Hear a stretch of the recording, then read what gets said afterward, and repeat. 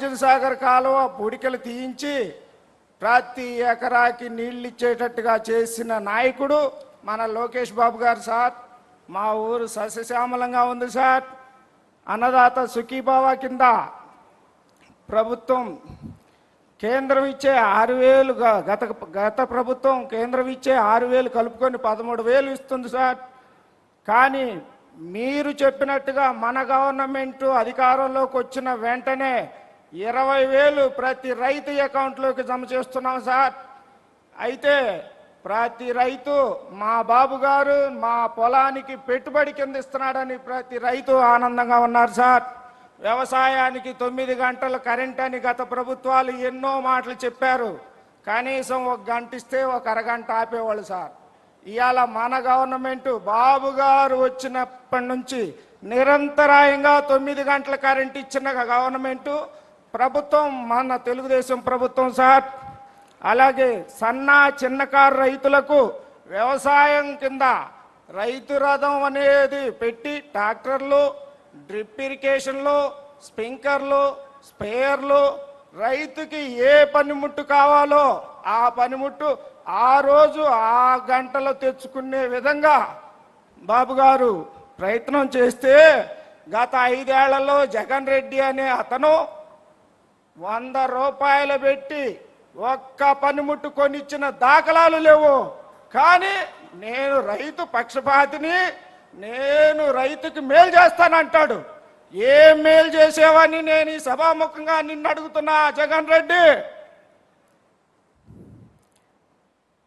అలాగే నల్లబర్లి పొగాకు పండించిన రైతులు పొగాకు కొనేవారు లేక ఏమీ తెలియని పరిస్థితుల్లో వ్యవసాయానికి తెచ్చిన పెట్టుబడిని కూడా ఎలా తీర్చాలో తెలియని పరిస్థితుల్లో అప్పులు పెరిగిపోతున్నాయి. మనకు ఆత్మహత్యలే శరణమా అనుకున్న రోజుల్లో మా ఎమ్మెల్యే ఏలూరు సాంబశివరావు గారి చొరవతో, మా బాబు గారి అండదండలతో ప్రతి ఒక్క రైతు దగ్గర నుంచి 1 కేజీ పొగాకు కూడా లేకుండా కొనమని ప్రతి ఒక్క రైతు దగ్గర నుంచి ప్రతి పొగాకు మొత్తాన్ని కొని రైతుల అకౌంట్లో డబ్బులు వేసిన ఘనత తెలుగుదేశం పార్టీకే చెందుతుంది. అలాగే నేను రైతు పక్షపాతిని అని చెప్పుకునే ఈ జగన్ ప్రతి రైతు పాస్బుక్ మీద తన ఫోటో వేయించుకున్న వ్యక్తి ఈ పిచ్చి జగన్.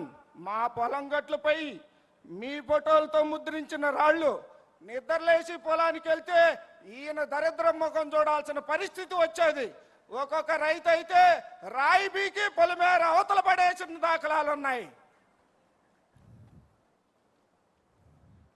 అలాగే కూటమి ప్రభుత్వం అధికారంలోకి వచ్చిన వెంటనే ల్యాండ్ టైటిలింగ్ యాక్ట్ని ఎత్తివేసి రాజముద్రతోటి ప్రతి రైతు ఫోటోను పాస్బుక్ మీద అంటించి ప్రతి ఒక్క రైతుకి ఇచ్చిన ఘనత మన తెలుగుదేశం పార్టీది.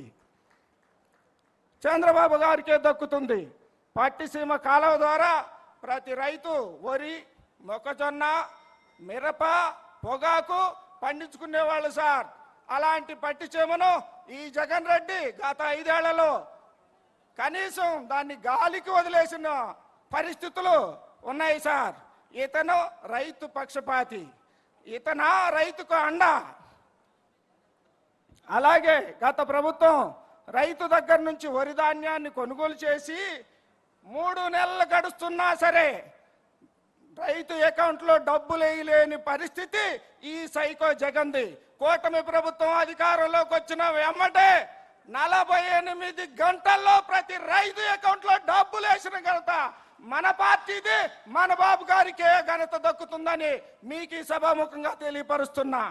అలాగే అన్నదాతకు అండ పసుపు జెండా విఖ్యాత నట సార్వభౌమ నందమూరి తారక రామారావు గారు ఏ ముహూర్తాన ఈ పార్టీని స్థాపించాడో పార్టీ జెండాలోనే ఉంది నాగలి గుర్తు. అదే రైతుకు అండ. కాబట్టి రైతన్నలారా ప్రతి ఒక్కళ్ళు గ్రహించండి, రాముడి పాలన కావాలా, రాక్షస పాలన కావాలా? ఏ పాలన కావాలి? రాముడి పాలన